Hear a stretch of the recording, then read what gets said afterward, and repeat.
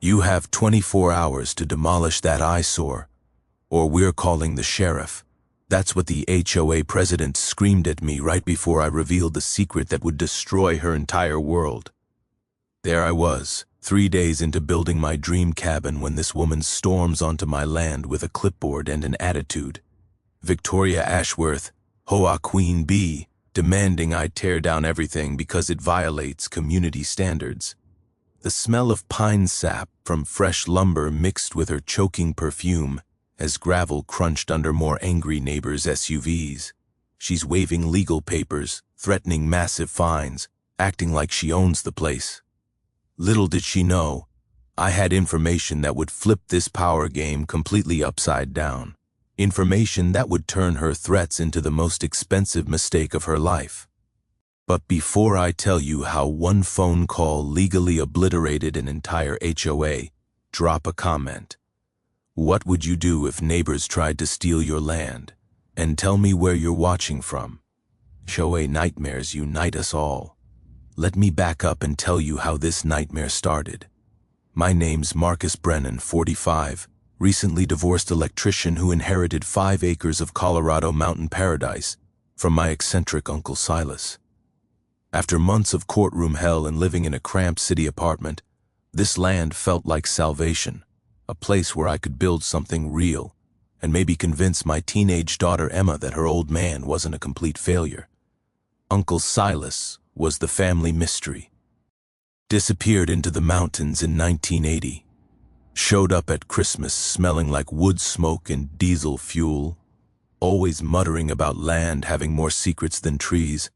Most relatives wrote him off as the crazy hermit uncle. When his lawyer called saying I'd inherited his property, I figured Uncle Silas knew something the rest of us didn't. The land was breathtaking. Creek water gurgled over smooth stones. Hawk cries echoed off granite cliffs, and the sharp scent of pine sap mixed with wild sage created nature's own perfume. There was an old concrete foundation where Silas had started something, plus a workshop that looked like it belonged in a frontier museum. Standing there, breathing air that didn't taste like exhaust fumes, I felt hope for the first time in months. I cashed out my 401k, quit my city job, and started building a modest log cabin. Nothing fancy, just a solid home where Emma could visit weekends and see her dad building something worthwhile instead of tearing his life apart. The rhythm of hammer on nail, the satisfying bite of saw through timber. After months of lawyers and paperwork, honest physical work felt like therapy. Day 3 of construction, she appeared. Victoria Ashworth emerged from a pristine white BMW X5 like some corporate angel of death. Mid-50s designer business casual, clutching a leather portfolio like a shield. Her heels clicked against the rocky ground with military precision, and her perfume, some floral assault weapon, clashed with the mountain air so violently it made my eyes water. "Excuse me." She marched across my property like she owned it. "Are you the individual responsible for this unauthorized construction?" I set down my circular saw, noting how she pronounced individual like it left a bad taste in her mouth. Brennan, building a cabin on my land. "You are Victoria Ashworth, Pine Valley HOA president." She flipped through papers with theatrical authority. "This construction violates multiple community covenants. No permits, no architectural review, no environmental assessment. Frankly, this rustic approach threatens our property values significantly." I looked around at pristine wilderness stretching to the horizon. What community? I don't see any houses. The Pine Valley Homeowners Association governs all residential properties within our jurisdiction. She produced an official-looking document. "Your uncle signed these covenants when we formed 6 months ago. You inherited his obligations 6 months ago. Uncle Silas died 8 months ago. She handed me a cease and desist order demanding immediate construction halt plus a bill for $2,500 in accumulated violation penalties. Remove all materials within 48 hours, Victoria announced. Daily fines begin at $500, doubling weekly. We protect our community standards very seriously. The threat hung in the mountain air like smoke. But then she delivered the real message. Let me be frank, Mr. Brennan. Her eyes swept over my work clothes, beat-up truck, and calloused hands. His isn't the type of neighborhood where people in your situation typically thrive. We maintain certain expectations about resident quality. I'd hate for your daughter to be embarrassed by any unpleasantness. The mention of Emma hit like a punch to the gut. This woman had researched me, knew about my divorce, my financial struggles, my kid. Are you threatening my family? The words came out colder than I intended. Victoria's smile was sharp as winter wind. I'm offering friendly advice. Some battles aren't worth fighting, especially when you're clearly outmatched. She climbed back into her BMW, but paused before driving off. 48 hours, Mr. Brennan. Don't make this harder than necessary. As her taillights disappeared down the mountain road, Uncle Silas's final words echoed in my head. Don't let anyone push you around. I stared at the cease and desist order, then at my half-built cabin. Victoria Ashworth thought she had all the power. She was about to discover how catastrophically wrong she was. Victoria didn't wait 48 hours. She came back the next morning with a lawyer and handcuffs-level confidence. A beat-up Honda Civic pulled behind her BMW and outstepped the saddest excuse for legal counsel I'd ever seen. Douglas Cranky looked like he got his law degree from a Cracker Jack box. Cheap suit, coffee-stained tie, briefcase held together with duct tape in desperation. Mr. Brennan, Victoria announced with theatrical authority. You're being served with official legal documents, CAA. SC construction immediately and prepare for financial consequences. Cranky nervously shuffled papers. Pursuant to Pine Valley HOA covenants, you owe $15,000 in retroactive violation penalties. Furthermore, you never received proper HOA disclosure documents during property transfer, voiding your ownership claims. 15 grand for building on my own land. The smell of Cranky's nervous sweat mixed with Victoria's choking perfume created this toxic cloud of legal intimidation. I'll review these with my attorney, I said calmly. Victoria's laugh cracked like ice. You can't afford an attorney, Mr. Brennan. Save yourself the embarrassment. The minute they left, I drove straight to the county courthouse. Betty, the friendly clerk, helped me dig through property records. The musty smell of old documents and fluorescent light buzz created this detective movie atmosphere as I uncovered something that made my blood boil. The Pine Valley HOA was formed exactly 6 months ago, 2 months after Uncle Silas died. I remembered my divorce attorney once telling me that timing in legal documents is everything, and this timing was impossible. The boundaries were drawn like a perfect target around my property, including just 12 houses. My 5 acres represented 60% of their total land area. That's mighty suspicious, Betty whispered over the property maps. Looks like someone drew those lines specifically to trap your uncle's land.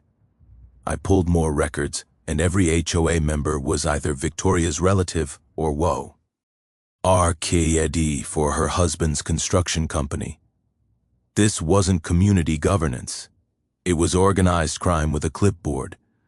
I'd read enough legal thriller novels to know that dead people can't sign new contracts, and neither can you be bound by agreements made after you already own the land. Time for my counterpunch. I called Sarah Kim, a razor-sharp real estate attorney. Her office smelled like fresh coffee and pure determination. This is legally impossible, Sarah said, spreading documents across her conference table. You cannot retroactively bind a dead person to new covenants formed after their death. I've seen HOA scams before, but this is brazen even by their standards. We're filing countersuits, Sarah announced. Harassment, false claims, intentional infliction of emotional distress, plus investigating how they included your property in boundaries drawn after ownership transfer. But Victoria escalated fast. 2 days later, she called an emergency community meeting without inviting me. Obviously, My neighbor Jake attended and reported back over beers on my porch. The evening air carried wood smoke from distant fireplaces, mixing with pine forest scents that reminded me why I'd fallen in love with this place. "She's got people terrified," Jake said, "claiming you're some dangerous drifter with criminal background." Complete lies, but fear spreads faster than truth in small communities. Then came the digital warfare. Victoria created a Pine Valley Community Safety Facebook group, posting my photos stolen from an old union newsletter, alongside warnings about transient criminals threatening our children and property values. The comments were vicious poison. "Get this predator out. My kids aren't safe. Sheriff needs to act now." But Victoria's arrogance became her downfall. In her rush to prove the HOA had money for legal action against troublemakers, she posted their financial records publicly. Those numbers told a shocking story. $847,000 collected in special assessments over 6 months for 12 houses. That's over $70,000 per family. For what? No community amenities, no shared facilities, no infrastructure projects. I'd learned during my own divorce that legitimate expenses always have paper trails. When lawyers can't show you exactly where your money went, it usually went into someone's pocket. Sarah nearly choked on her coffee when I showed her the Facebook evidence. She just publicly admitted to massive financial fraud. Victoria handed us a federal case on a silver platter. The next morning brought Victoria's nuclear option. A county inspector's truck pulled into my driveway. The inspector, clearly uncomfortable, handed me a citation for multiple building violations that would shut down construction completely. "Sorry, buddy," he muttered, avoiding eye contact. "Orders from the top. Someone's got serious pull at the county office." The metallic taste of corruption hung in the mountain air like smoke from a distant fire. As his truck disappeared down the Mountain Road, I realized Victoria had crossed a line she couldn't uncross. She'd escalated from civil harassment to government corruption, using taxpayer-funded officials to settle personal vendettas. But she'd just handed me the nuclear option. Federal agencies don't just investigate financial fraud. They investigate public officials who take bribes to harass private citizens. Victoria thought she was playing chess while I was playing checkers. She had no idea I was about to flip the entire board. Victoria's next move came at 3 a.m. with the sound of breaking glass and the acrid smell of diesel fuel burning my nostrils awake. I stumbled outside to find my construction site looking like a war zone. Someone had taken a baseball bat to my lumber pile, scattering 2x4s like giant pickup sticks. My generator lay on its side, fuel soaking into pine needles with that sharp chemical stench that made my eyes water. Roofing nails glittered across my access road like deadly confetti, strategically placed to shred any tire that dared cross them. The message was crystal clear. Victoria was done playing legal games. By sunrise, I discovered my truck sitting on 4 flat tires and an anonymous EPA complaint in my email claiming I was destroying sensitive wetlands. The wetlands in question, a tiny seasonal creek that had been babbling through my property since before Victoria was born. But the psychological warfare was just beginning. Around noon, cars started appearing across my driveway. Entrance, not completely blocking access. That would be obviously illegal, just positioned so I'd have to perform automotive gymnastics to reach my own land. When I approached the drivers, they claimed to be concerned citizens exercising their constitutional right to park on public roads. The taste of manufactured innocence was more bitter than the diesel still lingering in the air. Then came the fake safety signs. Official-looking hazardous construction zone, authorized personnel-only warnings sprouted along the mountain road like poisonous mushrooms. They look legitimate enough to fool my contractor Pete, who called in a panic. "Marcus, I got 3 customers asking if I'm licensed for hazardous waste cleanup," Pete said, his voice tight with worry. "Word spreading that your site is contaminated. I can't afford to lose other contracts over this." Victoria had weaponized my community connections against me. I remembered reading somewhere that the best con artists always turn your own resources into weapons, and she was proving that theory perfectly. But sabotage meant desperation, and desperate people make traceable mistakes. Sarah and I spent the next day following paper trails at the courthouse. The musty smell of old documents mixed with Betty the clerk's coffee created this detective movie atmosphere as we uncovered Victoria's real game. Mountain Vista Resorts had approached the county 6 months ago with plans for a $50 million luxury resort. The proposed location needed my 5AC. Res as the scenic centerpiece, spa views, golf course elevation, helicopter landing pad proximity. According to the development agreement, they couldn't break ground without acquiring all residential properties within the designated tourism corridor. My land wasn't just in Victoria's way. It was the golden key to her treasure chest. "Look at this consultation fee," Betty whispered, pointing to a line buried in county planning documents. Mountain Vista paid someone $400,000 for community relations consulting. Sarah's coffee cup froze halfway to her lips. "That's not consulting. That's a bribe with a business card." Suddenly, Victoria's aggressive timeline made perfect sense. She wasn't just collecting HOA fees, she was earning a massive commission for delivering my property to developers. Every day I held out cost her hundreds of thousands of dollars in resort profits. That night, I put my electrician skills to work, installing a comprehensive security system. Motion sensors, night vision cameras, the works. If Victoria wanted to escalate to criminal behavior, she'd do it in high color. I didn't have to wait long for the feature presentation. Around midnight, a pickup truck crept down my access road with headlights off, engine barely whispering through the mountain silence. The driver, wearing a hoodie that couldn't hide his familiar jawline, began pouring something from a gas can near my lumber pile. My cameras captured everything in perfect detail, including the moment H.E. looked directly into the lens like a deer caught in headlights.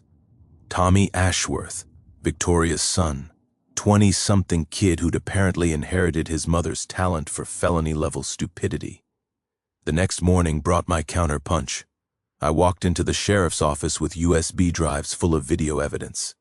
Tommy's midnight arson attempt, complete with facial recognition and license plate identification. Suddenly, Victoria's concerned citizen narrative crumbled faster than her son's alibi under questioning. But I wasn't finished digging. The HOA's public filings revealed a treasure trove of financial fraud, security consulting payments to companies that didn't exist, landscaping services from Victoria's brother-in-law, who lived in Florida, and legal research fees that would make Supreme Court justices blush. Victoria had been systematically looting the HOA treasury while positioning herself for the resort payoff. She was double-dipping, stealing from neighbors today, while planning to cash in on their land tomorrow. As I watched Tommy's arson footage for the 5th time that evening, the mountain air carrying the scent of pine and approaching storm clouds, I realized something crucial. Victoria wasn't just greedy, she was trapped. The resort deal probably had deadlines, and every day I remained meant she risked losing everything. Cornered animals bite hardest just before they die, but they also make the most spectacular mistakes. Victoria's response to her son's arrest was swift, vicious, and completely unhinged. The next morning, I woke to find a process server on my doorstep with an emergency injunction. Victoria was claiming I was building an illegal commercial facility and demanding the court force me to demolish everything immediately. The paperwork alleged I was planning to operate a transient housing operation for undesirable elements that would destroy the moral fabric of our community. The smell of fresh legal ink mixed with morning pine air as I read through 15 pages of creative fiction.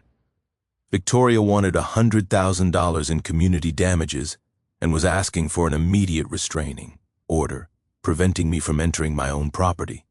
But that was just the warm-up act.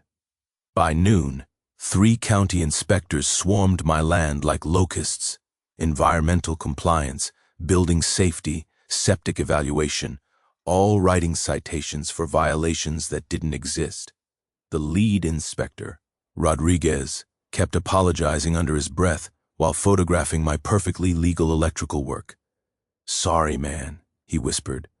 "Orders from way above my pay grade. Someone's paying serious money to make your life hell." The metallic taste of corruption hung heavier than the mountain fog rolling in. During my divorce, I'd learned that when legal intimidation fails, bureaucratic harassment becomes the go-to weapon. Endless inspections, impossible compliance demands, death by 1,000 paper cuts. But Victoria saved her cruelest blow for last.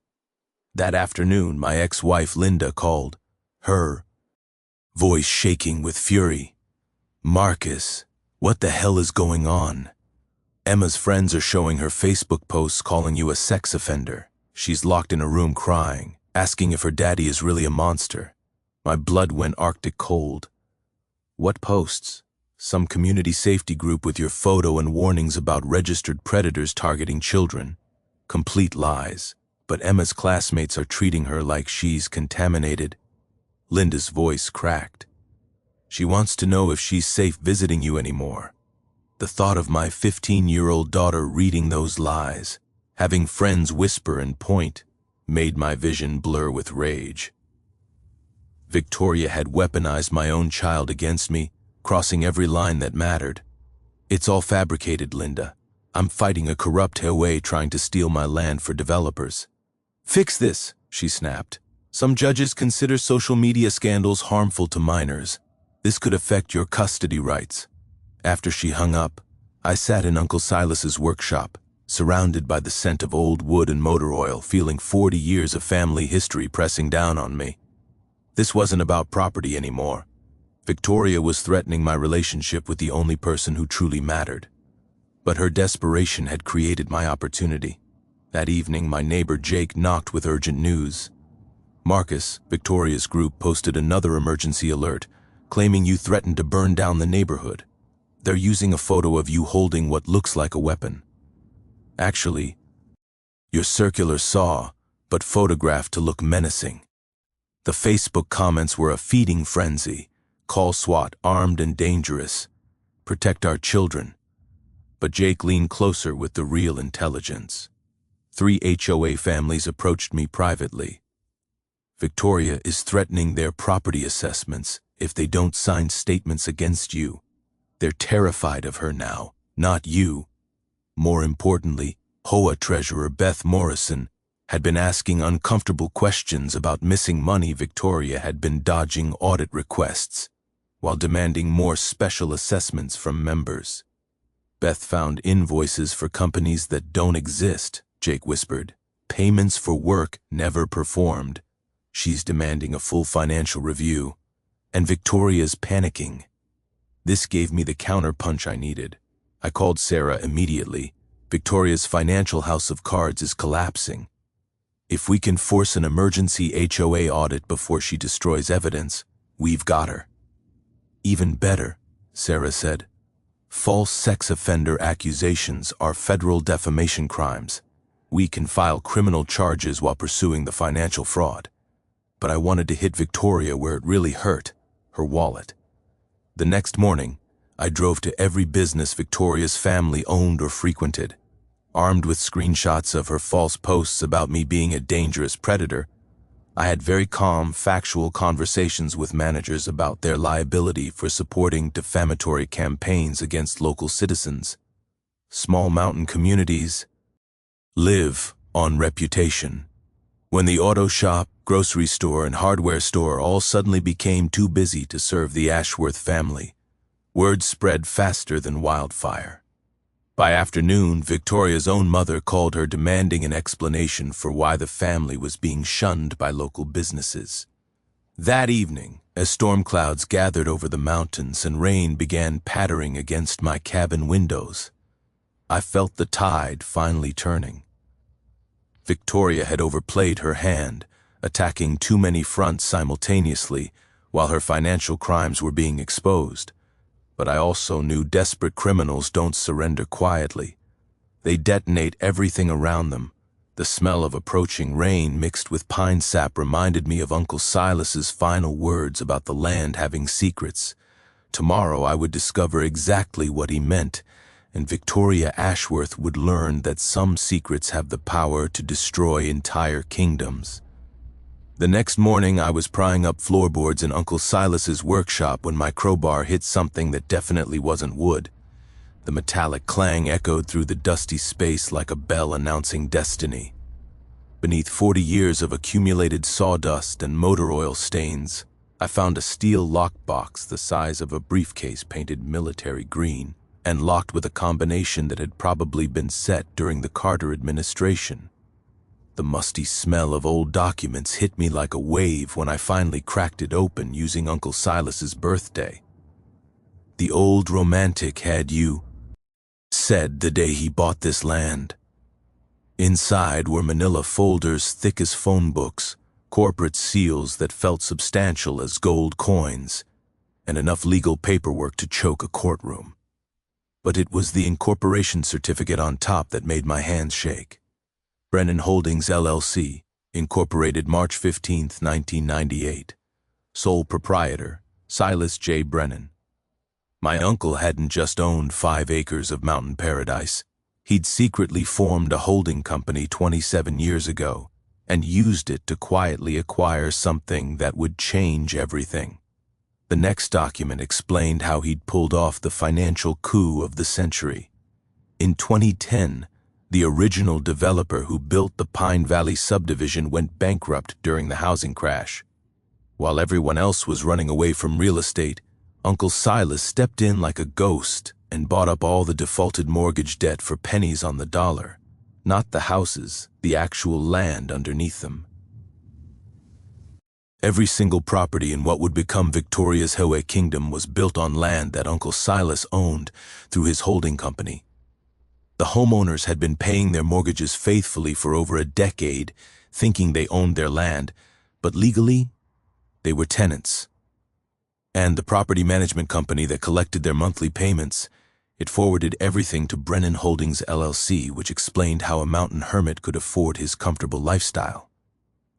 I was holding the deed to an entire neighborhood, 47 houses, 12 of which had formed Victoria's precious HOA, all of them sitting on land that belonged to me now. The taste of Uncle Silas's pipe tobacco still lingered in the workshop air, mixed with the weight of documents that felt like they could crush mountains. I understood now why he'd kept this secret buried.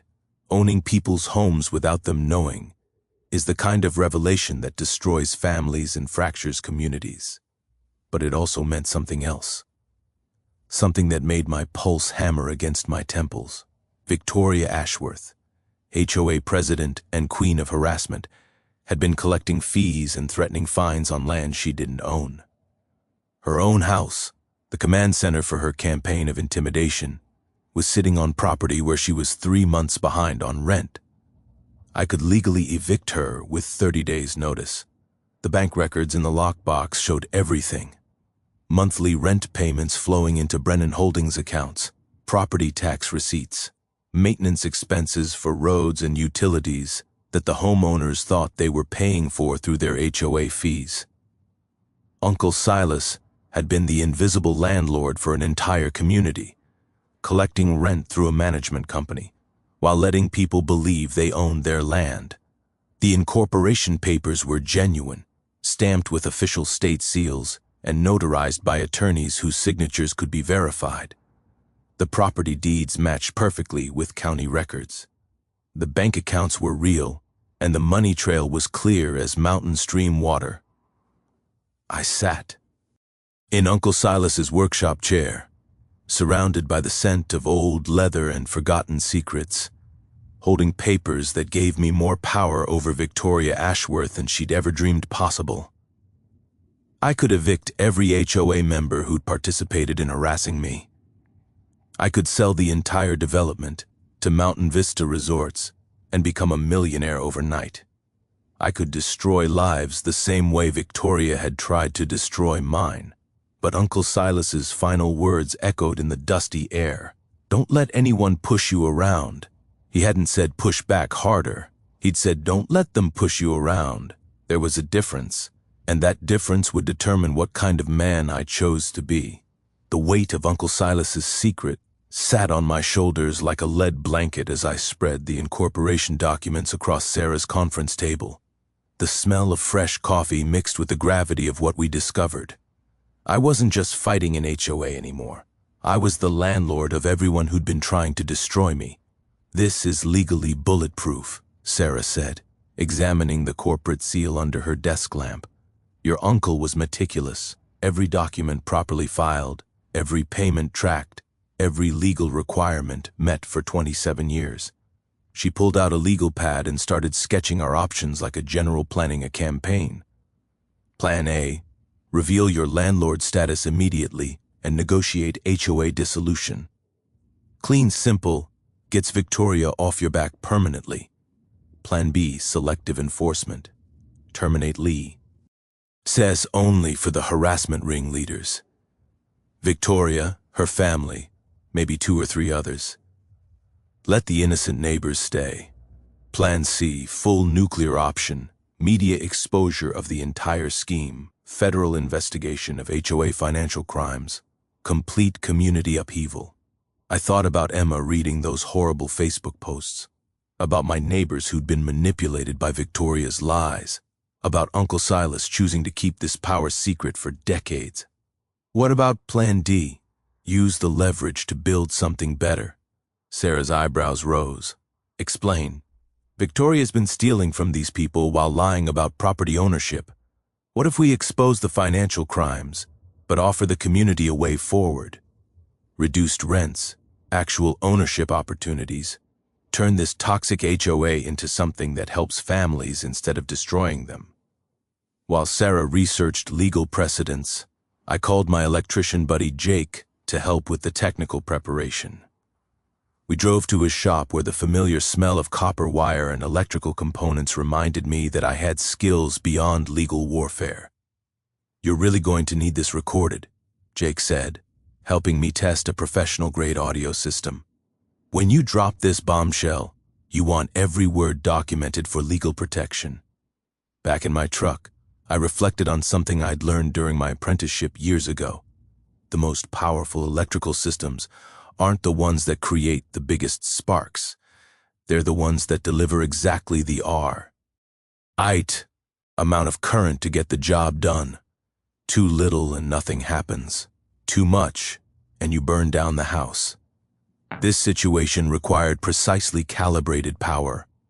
That afternoon, I brought in Beth Morrison, the HOA treasurer, who'd been asking uncomfortable questions about the finances. We met at a neutral location, the local diner, where the scent of apple pie and honest conversation felt like a sanctuary after weeks of legal warfare. I've been suspicious about our books for months, Beth confided over coffee that tasted like liquid courage. Victoria's been dodging audit requests while collecting unprecedented fees. We've paid $847,000 in special assessments this year alone, but I can't find records of where that money went. I slid photocopies of Victoria's fraudulent invoices across the table. Companies that don't exist, services never performed, consulting fees that would make Congress blush. Beth's hand shook as she reviewed the evidence. She's been stealing from us while threatening our homes. But Marcus, even if we expose her, how do we protect families who've invested their life savings in these properties? That's when I knew Plan D was the right choice. Over the next 2 days, Sarah and I crafted a presentation that would serve multiple purposes. We'd expose Victoria's crimes while offering the community a path forward that honored both justice and compassion. The legal documents were prepared in triplicate, stored in multiple secure locations with copies sent to federal investigators who specialize in HOA fraud cases. I also reached out to Emma for the first time since Linda's angry phone call. My daughter's voice was small and hurt when she answered, but I could hear hope creeping in as I explained the truth about Victoria's lies. So you're not really in trouble, Dad. The stuff online about you being dangerous, it's all fake. Completely fabricated, sweetheart, and soon everyone will know the truth. But Emma, I need you to understand something important. When people try to hurt you with lies, the best response isn't more lies. It's the truth delivered at exactly the right moment. The community meeting was scheduled for Friday night at the Pine Valley Community Center. Victoria had called it as an emergency session to address the dangerous individual threatening our neighborhood. She had no idea she was about to provide the perfect stage for her own downfall. As I sat in my completed cabin that evening, listening to the creek babble through the pine trees and watching stars appear in the clear mountain sky, I felt Uncle Silas's presence in the night air. He'd kept this secret for decades, waiting for the right person and the right moment to use it wisely. That moment had arrived, and unlike Victoria's campaign of destruction, this revelation would build something better from the ashes of her greed. Tomorrow night, truth would have its day in court. Victoria's desperation reached new heights when she tried to have me committed to a mental health facility. The paperwork arrived Tuesday morning via emergency court filing, a petition claiming I was displaying signs of severe psychological instability and making credible threats against community members. Victoria had somehow convinced a judge that I was dangerous enough to require immediate psychiatric evaluation and possible involuntary commitment. The smell of fresh legal documents mixed with my morning coffee created a surreal breakfast atmosphere as I read through her latest work of fiction. According to Victoria's sworn statement, I had been obsessively surveilling neighbors, making threats about burning down houses, and exhibiting classic signs of paranoid delusion and violent ideation.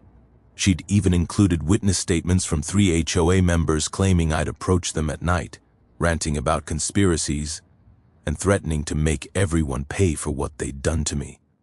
Complete fabrication, but terrifyingly official looking. By noon, things escalated beyond legal documents. A convoy of pickup trucks appeared at the end of my access road. Victoria's citizen patrol, armed with hunting rifles and self-righteous fury. They weren't technically on my property, but their message was clear. Step out of line and face frontier justice. The metallic taste of fear mixed with mountain air as I watched them through binoculars from my cabin porch. These weren't professional security guards. They were scared neighbors who'd been convinced I was a genuine threat to their families. Jake called with worse news. Marcus, Victoria's brother-in-law, is the county sheriff.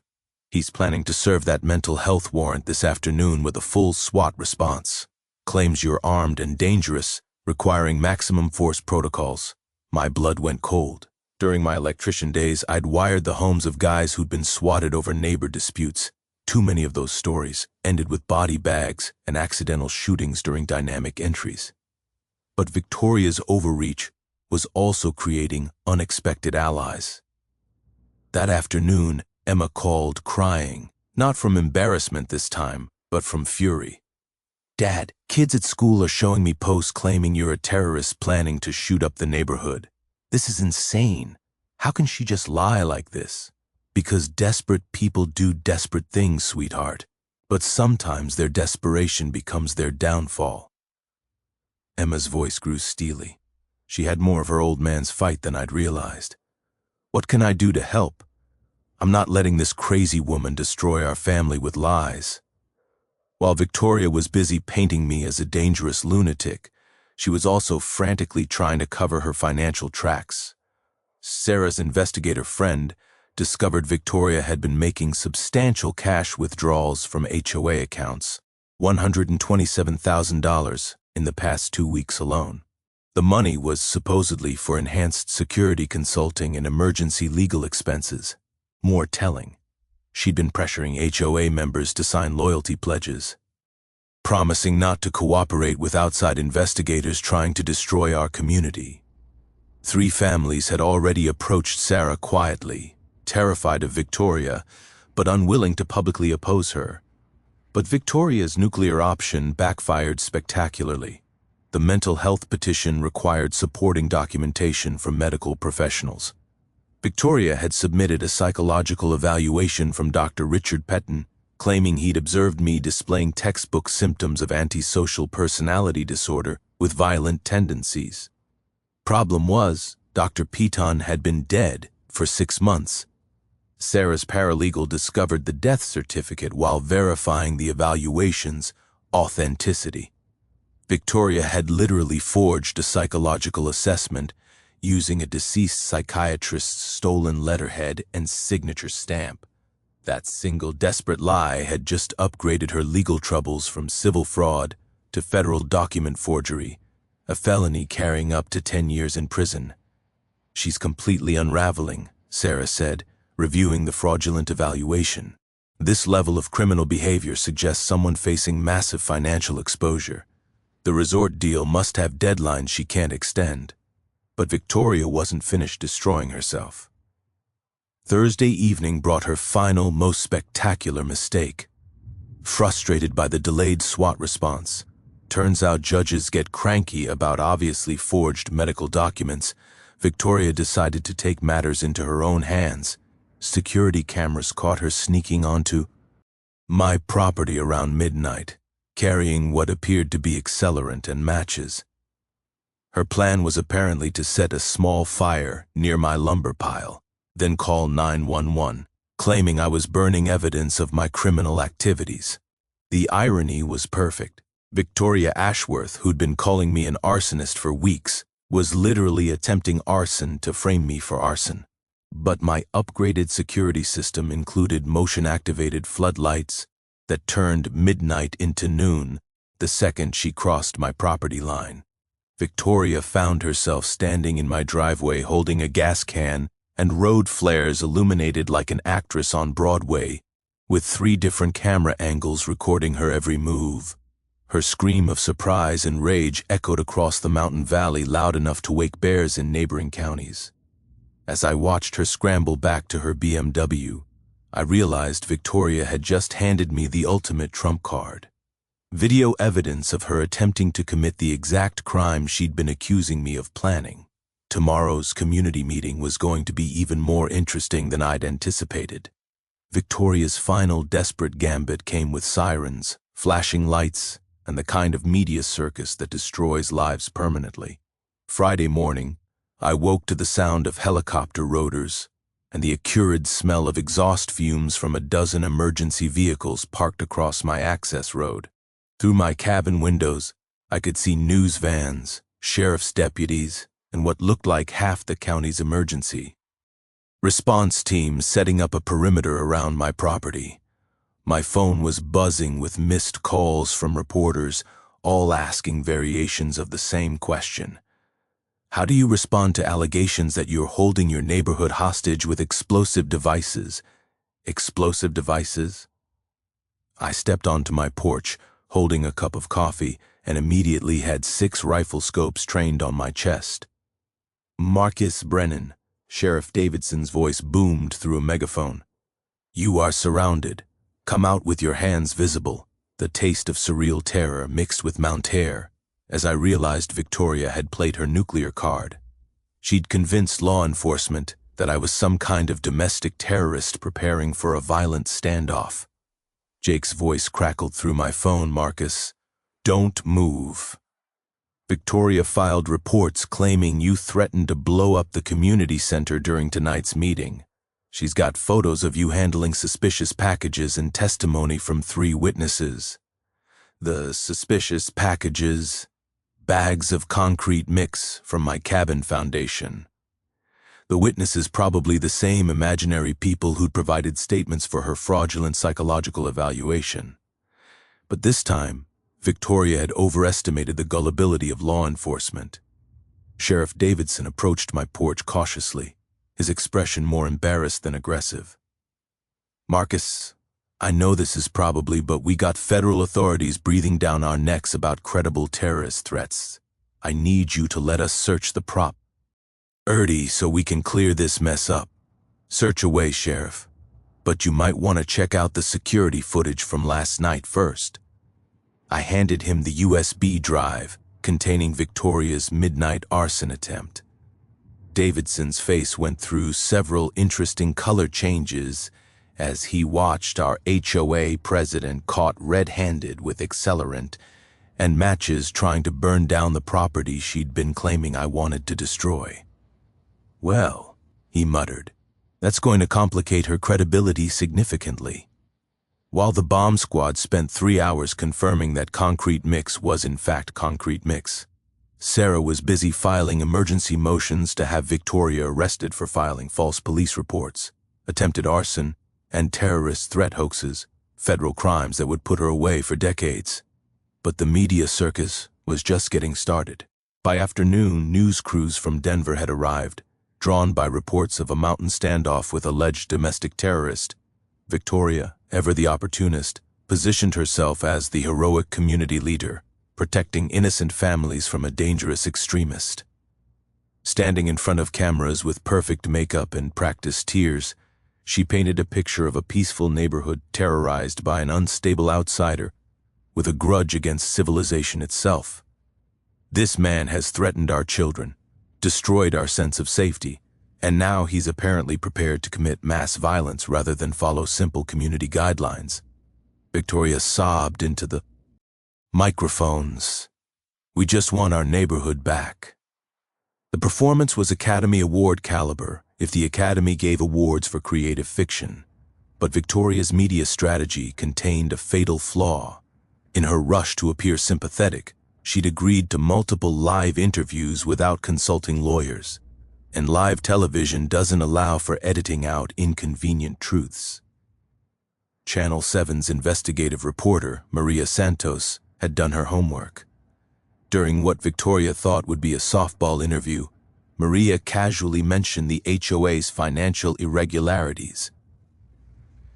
"Mrs. Ashworth, records show your association has collected nearly $850,000 in special assessments this year. Can you explain where that money was spent?" Victoria's confident expression flickered like a candle in wind. "Well, we've had significant legal expenses dealing with this dangerous individual, but the legal expenses listed in your public filings total only $23,000. Where did the other $827,000 go?" The pause that followed lasted about 3 seconds on television, but felt like 3 years in real time. Victoria's mouth opened and closed like a fish gasping for air while her brain tried to manufacture an answer that wouldn't incriminate her further. That's confidential community business," she finally stammered. "Confidential? Mrs. Ashworth, you're discussing this matter on live television while accusing your neighbor of terrorism. Surely financial transparency is relevant to your credibility." By evening, the story had dead from dangerous mountain hermit, threatens community to HOA president accused of massive fraud while filing false terror reports. Social media was buzzing with questions about Victoria's financial management and the suspicious timing of her escalating accusations. As the last news van disappeared down the mountain road, leaving behind only tire tracks and the lingering smell of diesel exhaust, I realized Victoria had just committed professional suicide on live television. Tonight's community meeting would be less about her accusations against me and more about her explanations to neighbors whose money she'd been stealing. The hunted had just become the hunter. The Pine Valley Community Center had never seen a crowd like this. 89 people packed into a space designed for maybe 60, with news cameras positioned along the walls and county officials occupying the front row like judges at a trial. The smell of nervous sweat mixed with the scent of old coffee and decades-old carpet created an atmosphere thick enough to cut with a knife. Victoria stood at this podium like a general addressing troops before battle. Her PowerPoint presentation titled, "Protecting Our Community, the Marcus Brennan Threat Assessment." She dressed for victory. Sharp business suit, perfect makeup, voice projection that would make theater directors weep with envy. "Ladies and gentlemen," she began, clicking to a slide showing my cabin, "we gather tonight to address the clear and present danger that Marcus Brennan represents to our peaceful community. I sat in the back row wearing my cleanest work shirt and holding a leather document folder that contained enough legal dynamite to level mountains. Sarah sat beside me, occasionally glancing at her phone where federal investigators were sending real-time updates about Victoria's financial crimes. Victoria's presentation was masterful manipulation, photos of my threatening construction project, screenshots of my menacing social media presence, actually pictures of electrical work I'd posted to help other contractors, charts showing declining property values in areas with transient populations. This individual owes our community $97,000 in accumulated fines and legal fees, Victoria announced, her voice rising with righteous indignation. He has repeatedly threatened violence against families, attempted to intimidate our children, and yesterday was investigated by federal authorities for terrorist activities. The crowd murmured with fearful approval. These were good people who'd been fed a steady diet of lies for months, and Victoria's performance was convincing enough to sell ice to Eskimos. Furthermore, she continued, clicking to a financial slide, Mr. Brennan's continued presence threatens a major economic development opportunity that could benefit every family in this room. Mountain Vista Resorts has offered our community partnership in a $50 million project that would create jobs and increase property values significantly. There it was. The real motivation finally revealed in public, recorded by 3 news cameras and witnessed by county officials. Victoria had just admitted on the record that this entire harassment campaign was about clearing my land for developers. She opened the floor for victim impact statements, and 3 rehearsed neighbors delivered tearful testimonies about feeling unsafe and terrorized by my presence.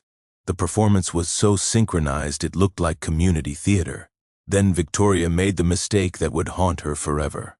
Does anyone else have concerns about this dangerous individual threatening our community? I stood up slowly, my leather folder tucked under one arm. I do, actually. Victoria's confident smile faltered like a mask slipping. You're not a member of this community. You have no right to speak here. Actually, Victoria, I said, walking calmly toward the front, I think you'll find I have every right to speak. In fact, I have more rights in this room than anyone else. The crowd's murmur shifted from supportive to confused. Victoria's face was turning the color of old snow as I approached the podium. My name is Marcus Brennan, I announced to the room, and I'm the sole owner of Brennan Holdings, LLC. I opened my folder and removed Uncle Silas's incorporation documents, holding them high enough for the cameras to capture, which means I'm the legal landlord of every single house in this subdivision. The silence that followed was so complete you could hear individual heartbeats. Then the room exploded into chaos. Gasps, shouts, the scraping of chairs as people turned to stare at neighbors they'd never realized were fellow tenants. Victoria grabbed for my documents like a drowning woman reaching for a life preserver. That's impossible. This is our neighborhood. We own these homes. You own the structures, Victoria, but the land underneath that belongs to me has for 27 years through my uncle's holding company. I spread the property deeds across the podium like playing cards. Every monthly payment you thought was going to your mortgage company, it was actually rent forwarded to Brennan Holdings. Every HOA fee you've been collecting, you've been stealing money from people for managing land you don't own. Sheriff Davidson stepped forward, his expression grim with understanding. Mrs. Ashworth, you've been collecting association fees on property that belongs to Mr. Brennan. Victoria's mask finally cracked completely. You can't do this. I've spent years building this community. You're just some drifter who doesn't belong here. Actually, I said, pulling out the rent payment records, you're 3 months behind on your own rent, which means I have legal grounds to evict you with 30 days' notice. The room erupted again. Victoria lunged for the documents, screaming about property rights and community standards until Sheriff Davidson was forced to restrain her. But I'm not here for revenge, I announced over the chaos. I'm here to offer partnership. Those of you who participated in harassment campaigns have 30 days to find new housing. Everyone else, your rent just got cut in half, and we're building a real community together. As federal agents entered the room to arrest Victoria for wire fraud, her final scream echoed through the mountains. You can't do this to me. I am this community. But communities aren't built on theft and lies. They're built on truth. 3 months later, I was sitting on my cabin porch watching neighborhood kids play safely in what used to be Victoria's restricted access common area when Emma arrived for her weekend visit with a huge smile and news that made my heart soar. Dad, I got into Colorado State with a full scholarship. Why, she announced, wrapping me in a bear hug that smelled like her mother's shampoo and teenage hope. And you know what convinced the admissions committee? My essay about how my father taught me that real strength isn't about getting revenge. It's about building something better from the ashes of corruption. Victoria Ashworth was serving 18 months in federal prison, plus paying $150,000 in restitution to the families she'd defrauded. 6 of her harassment enablers had quietly moved away, their leases terminated, and their crimes documented for posterity. The remaining 41 neighbors had embraced our community transformation with enthusiasm that surprised everyone, especially me. The smell of barbecue smoke drifted from Jake's backyard, where half the neighborhood was gathered for our monthly potluck dinner. These same people who'd once viewed me as a dangerous outsider now brought me casseroles, borrowed my tools, and asked my advice on everything from electrical problems to teenager management. It's incredible how quickly fear dissolves when the person spreading it disappears. Sarah observed, joining Emma and me on the porch with a beer and the satisfied smile of someone who'd helped David slay Goliath. Our professional relationship had bloomed into something deeper, built on mutual respect and shared victory over institutional corruption. The community transformation exceeded my wildest dreams. With rent reduced to half their previous mortgage payments, families suddenly had money for home improvements, their children's education, and actual emergency savings. Mrs. Peterson had started a thriving community garden where Victoria's Aesthetic Compliance Committee used to issue citations for unapproved flower colors. The kids who'd once been taught to fear me now knocked on my door asking for help with science projects drawn by stories of the electrician who'd outsmarted the adults with nothing but patience and legal documents. But the most meaningful change was the Silas Brennan Community Justice Fund established with money recovered from Victoria's fraudulent schemes. The fund now provided free legal aid for families fighting corrupt homeowner associations across 3 states and had already helped expose similar financial crimes in 17 communities. W.E. got another call yesterday, Sarah reported, checking her phone. Family in Oregon facing the exact same playbook, city council trying to condemn their family farm for an Amazon warehouse, using the same bogus community benefit arguments Victoria used for her resort deal. Emma looked up from her scholarship letter, eyes blazing with inherited determination. Are we going to help them, Dad? We're going to try, sweetheart. Uncle Silas taught me that real power builds communities instead of tearing them down. The financial resolution had been surprisingly healing.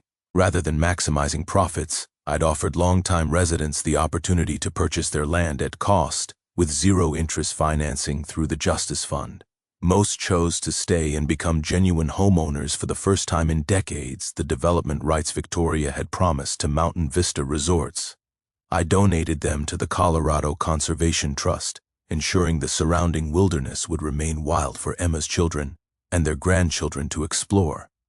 Property values had actually increased despite, or perhaps because of the cooperation that replaced, Victoria's authoritarian control. Turns out people pay premium prices to live where neighbors help instead of harass each other. As purple twilight settled over the mountain peaks, I reflected on Uncle Silas's profound wisdom. He'd kept the secret of land ownership for decades, waiting for the right person and moment to use that power constructively. Some secrets are too dangerous for weak hands, but become instruments of justice in strong ones. Emma was reading college brochures by porchlight when Sarah handed me a thick envelope postmarked from Portland. That Oregon family I mentioned, they've heard about our victory and want to know if the guy who destroyed an entire corrupt HOA can help them save their century-old farm from corporate greed. I opened the envelope, breathing in the scent of hope and new challenges. Another David versus Goliath story, another chance to prove that ordinary people with extraordinary determination can still triumph against corrupt systems. Ready for your old man to take on City Hall next, Emma? Her grin was pure mischief mixed with fierce pride. Let's do it, Dad, but this time I want to help with the legal research. As we planned our next battle for justice, children's laughter echoed across the valley where Victoria's angry threats used to ring. Sometimes the sweetest victory is building something so beautiful it erases the memory of ugliness. Drop a comment sharing your own HOA nightmare story. You're not alone in these battles, and your experience might help other families fighting similar corruption. If this story helped you understand your rights against predatory community associations, smash that subscribe button and hit the bell for HOA Stories, where we expose the truth about power-hungry neighbors and the legal weapons ordinary people can use to fight back. Next week, when City Council tried to steal our family farm for Amazon warehouse, they had no idea about great-grandpa's mining claims. Thanks for watching HOA Stories. If this episode made you laugh or shake your head at HOA madness, hit that like button and drop your opinion below. We post HOA Karen chaos and neighborhood showdowns every week, so be sure to subscribe to catch the next unbelievable story.